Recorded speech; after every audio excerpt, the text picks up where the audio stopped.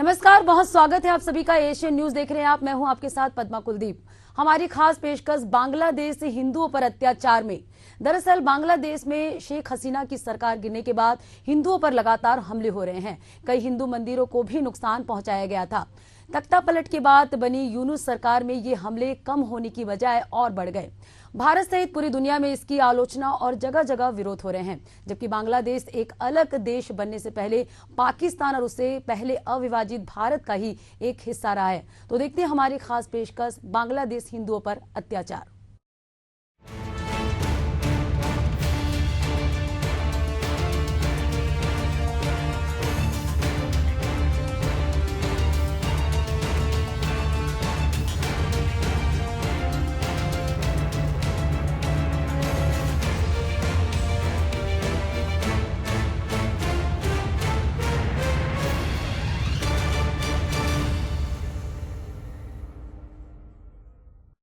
बांग्लादेश में हिंदू समुदाय अल्पसंख्यक आबादी में गिना जाता है। बांग्लादेश के अल्पसंख्यक समुदाय पर आजादी के बाद से कई बार हमले होते रहे हैं, लेकिन शेख हसीना सरकार के तख्ता पलट के बाद इसमें तेजी आई।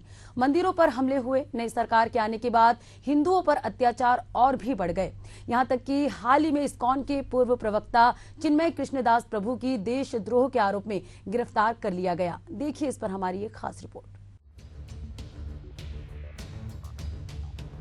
बांग्लादेश में हिंदुओं पर अत्याचार जारी है। दरअसल बांग्लादेश में हिंदू समुदाय अल्पसंख्यक आबादी में गिना जाता है। बांग्लादेश में न्यूज वेबसाइट डेली स्टार की एक रिपोर्ट के अनुसार साल 2022 में भारत के इस पड़ोसी देश की आबादी 16.5 करोड़ से कुछ ज्यादा थी। बांग्लादेश की आबादी में 7.95% लोग हिंदू समुदाय के हैं। इससे पहले साल 2011 में हुई जनगणना के अनुसार 8.54% लोग हिंदू समुदाय के थे। बांग्लादेश की आजादी के समय वहां करीब 23% हिंदू आबादी थी। बांग्लादेश के अल्पसंख्यक समुदाय पर आजादी के बाद से कई बार हमले होते रहे हैं। 5 अगस्त 2024 से पहले यहाँ शेख हसीना प्रधानमंत्री थी।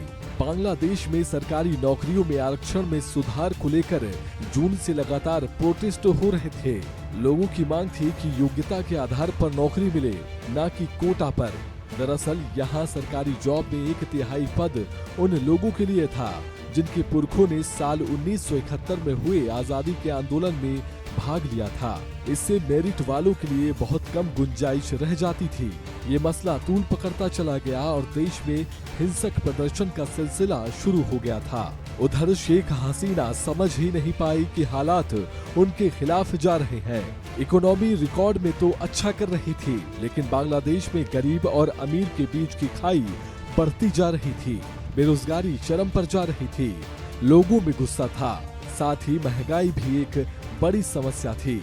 आखिरकार साल 2009 से लगातार पीएम पद पर रहने वाली शेख हसीना को देश छोड़ना पड़ा, वो भी सिर्फ 45 मिनट के अल्टीमेटम पर। शेख हसीना के देश छोड़ने के बाद बांग्लादेश में कई मंदिरों को टारगेट किया गया। राजधानी ढाका और अन्य जगहों पर हिंदू मंदिरों पर हमलों और हिंसा और व्यापक लूटपाट के कारण 119 लोग मारे गए। ढाका सहित देश के विभिन्न हिस्सों में हुई झड़पों में कम से कम 109 लोग मारे गए। जुलाई से 5 अगस्त तक 21 दिन में हिंसा में जान गंवाने वालों की कुल संख्या 440 हो गई थी। बता दें कि बांग्लादेश की राजधानी के धान मंडी इलाके में स्थित इंदिरा गांधी सांस्कृतिक केंद्र को भीड़ ने नुकसान पहुंचाया।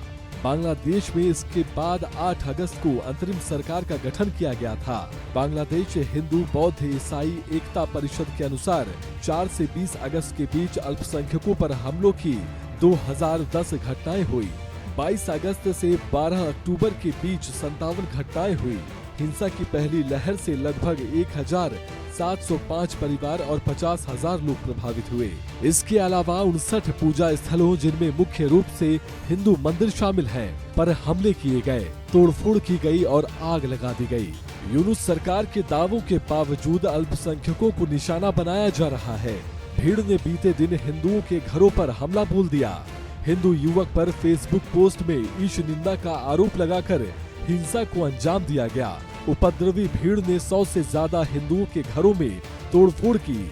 घर में बने पूजा स्थलों को भी छोड़ा नहीं गया। एक रिपोर्ट के अनुसार हाल ही में 200 से अधिक हिंदू परिवार पलायन कर चुके हैं। हालिया हिंसा ढाका में इस्कॉन के पूर्व प्रवक्ता चिन्मय कृष्ण दास प्रभु की देशद्रोह के आरोप में गिरफ्तारी के बाद शुरू हुई।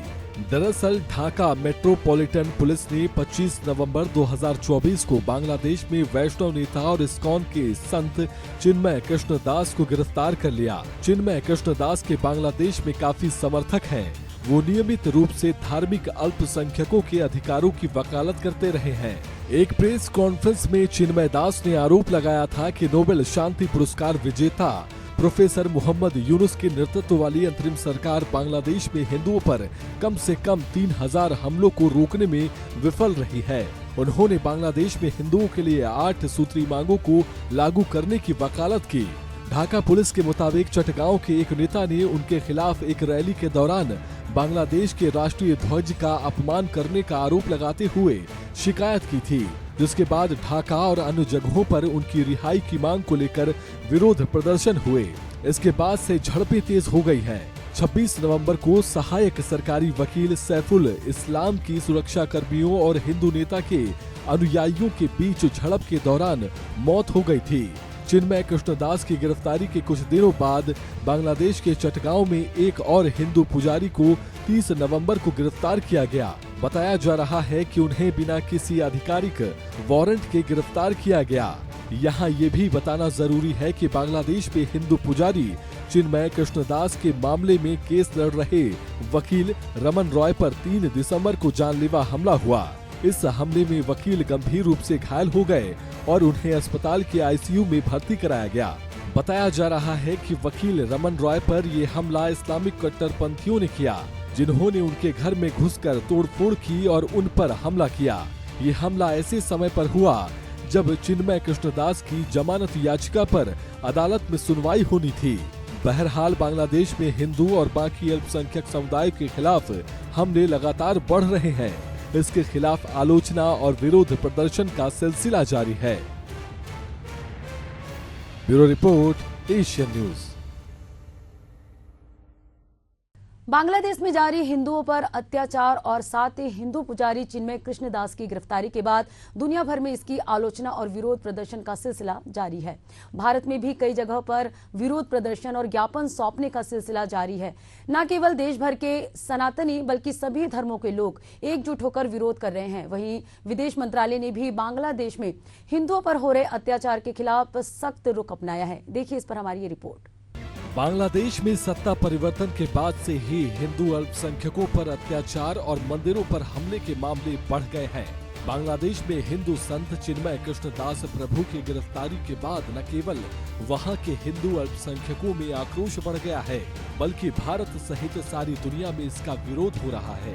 बता दें कि इस्लामवादियों के बढ़ते राजनीतिक प्रभाव के कारण बांग्लादेश के हिंदू अल्पसंख्यकों की स्थिति और भी अधिक खराब हो गई है। चूँकि हिंदू समुदाय मोटे तौर पर आवामी लीग का समर्थक था, इसलिए 5 अगस्त के बाद राजनीतिक आरोप प्रत्यारोप का सबसे बुरा असर उन पर पड़ा।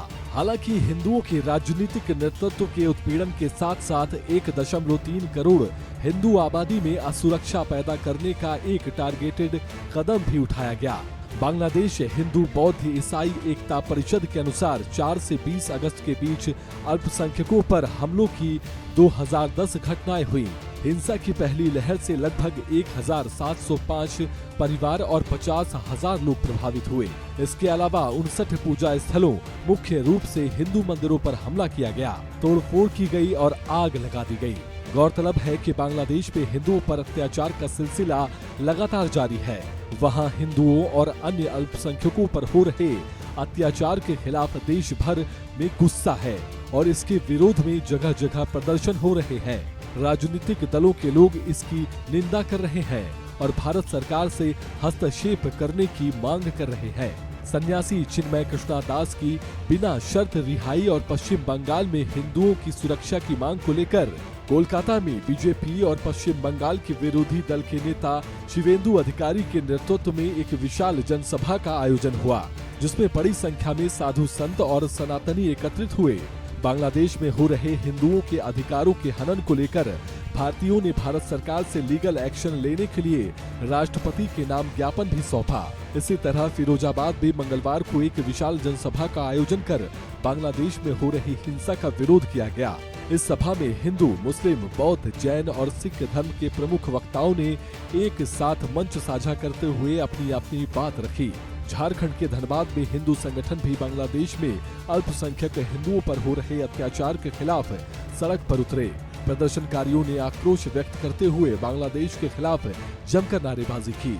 वहीं बांग्लादेश की स्थिति को लेकर बीजेपी सांसद हेमा मालिनी समेत पार्टी के कुछ और सदस्यों ने संसद में ये मुद्दा उठाया। भाजपा नेताओं ने बांग्लादेश में अल्पसंख्यक हिंदुओं की सुरक्षा के लिए केंद्र सरकार से हस्तक्षेप करने का आग्रह किया है और संसद से एक प्रस्ताव पारित करने की भी मांग की। भाजपा सांसद हेमा मालिनी ने कहा कि बांग्लादेश में हिंदुओं पर हो रहे हमले निंदनीय है। हेमा मालिनी ने चिन्मय कृष्णदास की गिरफ्तारी को लेकर कहा, इस्कॉन के लोग इंसानियत के लिए अच्छे काम कर रहे हैं। चिन्मय कृष्णदास पड़ोसी देश में हिंदुओं पर हो रहे जुल्म के खिलाफ शांतिपूर्ण प्रदर्शन कर रहे थे, लेकिन उन पर राजद्रोह का आरोप लगाकर जेल में डाल दिया गया। इतना ही नहीं, उनके लिए गवाही देने वालों को भी अंदर कर दिया गया। उन्होंने कहा कि बांग्लादेश सरकार को हिंदुओं की सुरक्षा सुनिश्चित करनी चाहिए। कृष्णदास जी जो हिंदुओं पर अत्याचार जो हो रहा है उसके विरोध शांतिपूर्ण प्रदर्शन का नेतृत्व कर रहे थे, उन पर राजद्रोह का आरोप लगाकर बांग्लादेश सरकार द्वारा गिरफ्तार कर लिया गया है और उन्हें जेल में भी डाल दिया गया है। ये हिंसा, अत्याचार और धर्म का ये अपमान किसी भी रूप में स्वीकार नहीं कर सकते हैं और हम चुप नहीं बैठ सकते। न केवल हेमा मालिनी बल्कि असम से भाजपा सांसद दिलीप सैकिया ने भी बांग्लादेश में हिंदू अल्पसंख्यकों पर हो रहे अत्याचार के मुद्दे को उठाने की मांग की।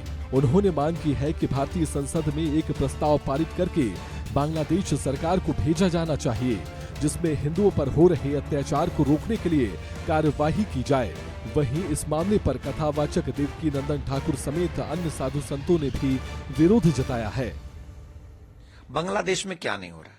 बांग्लादेश में चिन्मय दास प्रभु के वकीलों को, एक को नहीं दो वकीलों को मारा गया, पीटा गया, इतने बुरे तरीके से पीटा गया कि वो आईसी रूम में पड़े हुए हैं, बचे बचे ना बचे। इस तरीके से तो ये कट्टरपंथी उनकी सुनवाई नहीं होने देंगे, और अगर उनकी सुनवाई नहीं होने देंगे तो इसका मतलब आजीवन वो जेल में रहेंगे। उन्हें आप प्रताड़ित करोगे। जो दवाई देने गए, भोजन देने गए, वो अरेस्ट कर लिए गए। तो हम ये चाहते हैं कि संयुक्त राष्ट्र इसमें दखल दे, अपनी सेना भेजे। जो वहां बहन बेटियों पे अत्याचार हो रहा है, घर जलाए जा रहे हैं, बिजनेस जलाए जा रहे हैं, लोग मारे जा रहे हैं। अब बताइए इससे बड़ा दुर्भाग्य क्या होगा? वहां भगवा वस्त्र नहीं पहनोगे आप, वहां तिलक नहीं लगा सकते आप, वहां कंठी नहीं पहन सकते आप, वो हिंदुत्व का कोई चिन्ह आपके जीव शरीर पे नहीं होना चाहिए। इससे बुरा और क्या होगा? और इससे बुरा होते हुए हम संयुक्त राष्ट्र क्या देखना चाहता है? बहन बेटियों की चीख पुकार आपको नहीं सुनाई पड़ रही? देखिए, बांग्लादेश में इस्कॉन संत को गिरफ्तार किया गया, कृष्णदास जी को, यह अत्यंत दुखद है। इससे पूरे विश्व में हिंदुओं के अंदर रोष व्याप्त है, क्योंकि आप जब देखेंगे तो इस्कॉन टेम्पल का जो सनातन के प्रचार प्रसार में भूमिका है वह अभूतपूर्व है, और उसके लिए पूरा हिंदू समाज, न सिर्फ भारत का, न सिर्फ पाकिस्तान का, न सिर्फ अफगानिस्तान का, विश्व मानव के रूप में विश्व हिंदू उनके प्रति अपनी आस्था रखता है और कृतज्ञता व्यक्त करता है। और पूरे देश में यदि इस्कॉन के प्रति इस प्रकार से घात किया जाता है, षड्यंत्र किया जाता है, जहां हजारों लोगों को, उनके समर्थकों को चोटें पहुंचाई गई, वो अस्पताल में भर्ती हैं, वहीं कई लोगों की जानें चली गई, यह पूरे देश को पीड़ा में डालने वाला है। और मैं मानता हूं कि न सिर्फ भारत में बल्कि पूरे विश्व से आवाज उठनी चाहिए, आंदोलनरत होना चाहिए। अब हिंदू अपनी आत्मरक्षा के लिए, अपने भाइयों की सुरक्षा के लिए, हिंदू भाई भाई, बाकी की अब करो विदाई। वास्तव में दुर्भाग्यपूर्ण स्थिति है जिस तरह से स्थिति आज बांग्लादेश की है, और बांग्लादेश की सीधे सीधे हिंदुओं को टारगेट करना। उसके बाद आप लगातार देख रहे हैं कई हिंदुओं के मंदिरों को तोड़ना, अभी अभी जो है इस्कॉन के जो धर्माचार्य हैं जिस तरह से उनके साथ अत्याचार हुआ, मंदिर को तोड़ दिया गया, कई मंदिरों को, और यहाँ तक कि कई हिंदुओं के घरों को तोड़ दिया गया। जिस तरह से हिंदुओं को आज की स्थिति में बांग्लादेश में टारगेट किया जा रहा है, ये बहुत ही दुर्भाग्यपूर्ण स्थिति है। और इसके लिए मैं भारत सरकार से मांग करता हूं कि जिस तरह से बांग्लादेश की स्थिति है, आगामी ऐसी स्थितियां जो पैदा की जा रही हैं और इस्कॉन के धर्माचार्यों को और इस्कॉन के महापुरुषों को जिस तरह से टारगेट करके और उन पे प्रतिबंधित किया जा रहा और हमारे धर्म को, आस्था के क्षेत्र को तोड़ने का काम किया जा रहा है, सीधे हिंदुओं को टारगेट करने का काम किया जा रहा है, तो इस तरह से मैं भारत सरकार से मांग करता हूं कि इस पे त्वरित पूरे संगठनात्मक दृष्टि से और जो भी कर सकती है भारत सरकार उस पे कार्रवाई करे। इस मामले में भारत ने कहा कि बांग्लादेश की अंतरिम सरकार को सभी अल्पसंख्यकों की रक्षा की अपनी जिम्मेदारी निभानी चाहिए। विदेश मंत्रालय ने कहा कि भारत ने बांग्लादेश सरकार के समक्ष हिंदुओं और अन्य अल्पसंख्यकों के खिलाफ खतरों और लक्षित हमलों का मुद्दा लगातार और दृढ़ता से उठाया है। उन्होंने कहा कि इस मामले पर हमारा रुख स्पष्ट है। अंतरिम सरकार को भी सभी अल्पसंख्यकों की रक्षा की अपनी जिम्मेदारी निभानी चाहिए। I would say that India has consistently and strongly raised with the Bangladesh government the threats and targeted attacks on Hindus and other minorities. Our position on the matter is very clear. The interim government must live up to its responsibility of protecting all minorities. We are concerned at the surge of extremist rhetoric, increasing incidents of violence and provocation. These developments cannot be dismissed only as media exaggerations. We once again call upon Bangladesh to take all steps for the protection of minorities. वहीं उत्तर प्रदेश के मुख्यमंत्री योगी आदित्यनाथ ने एक जनसभा को संबोधित करते हुए कहा कि जाति के नाम पर राजनीति करके समाज को बांटने वाले लोग आज भी हैं।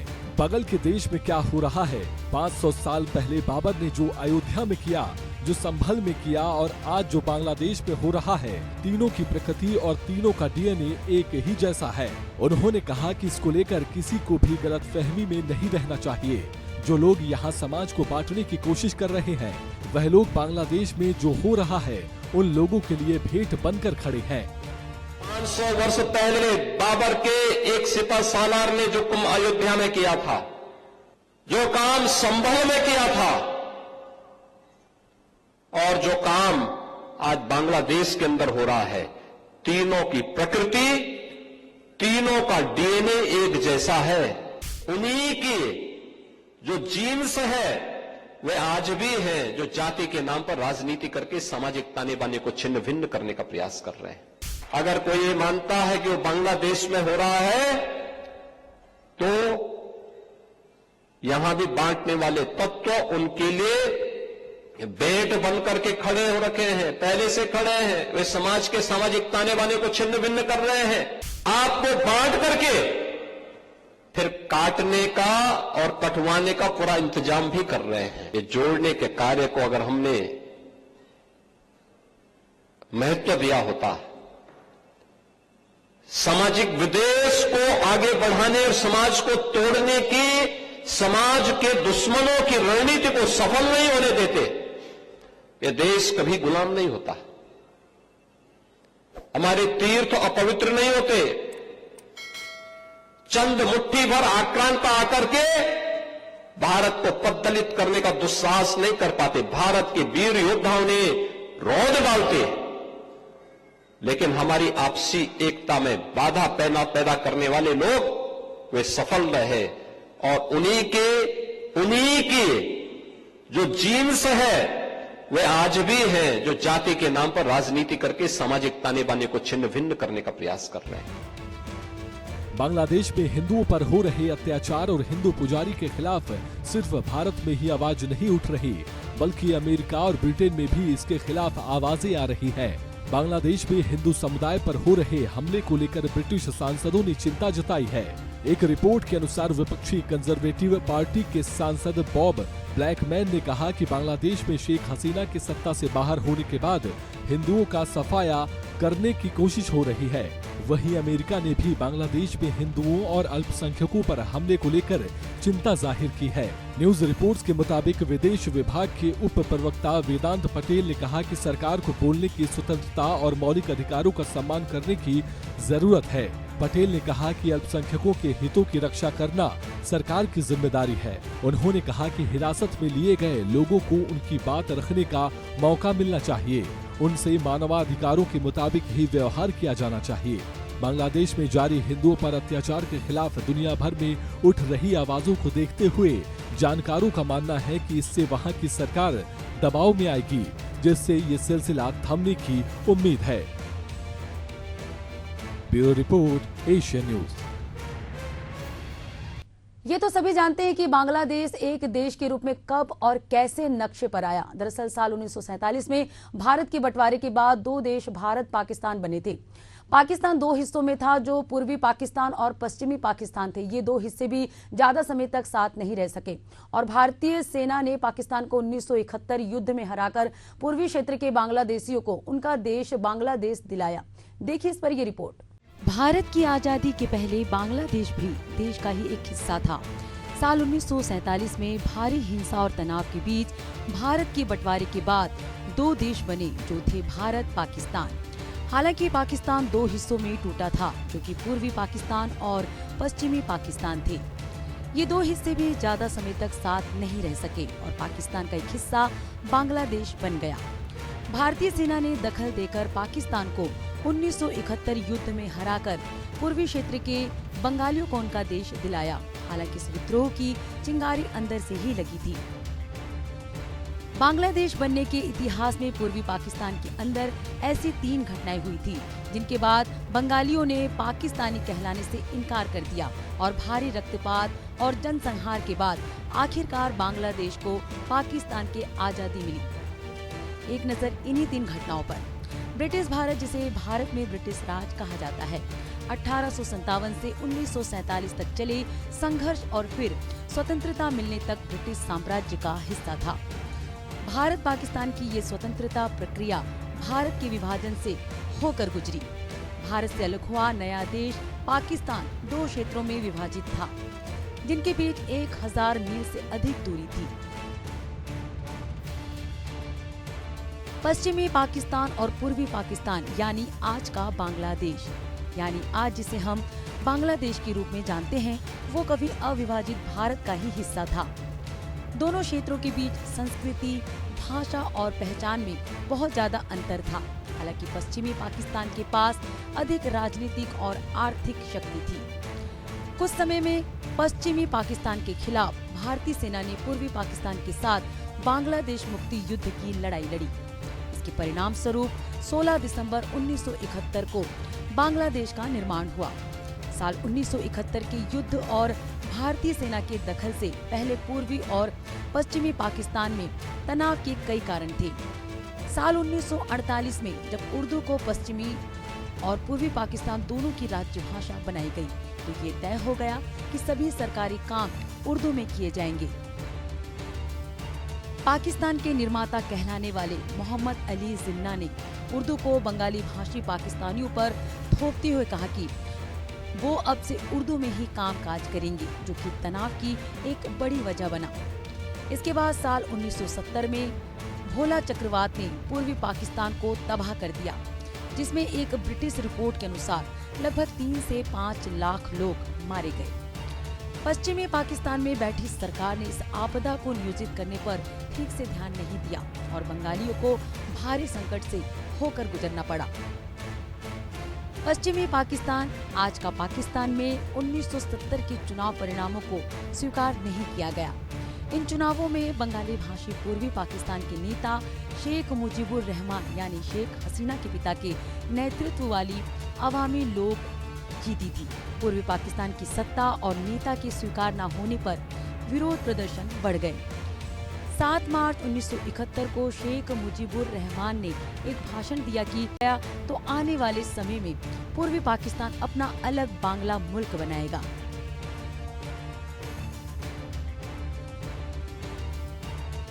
बंगाली मुस्लिमों के विद्रोह को कुचलने के लिए पश्चिमी पाकिस्तान में सेना का इस्तेमाल किया।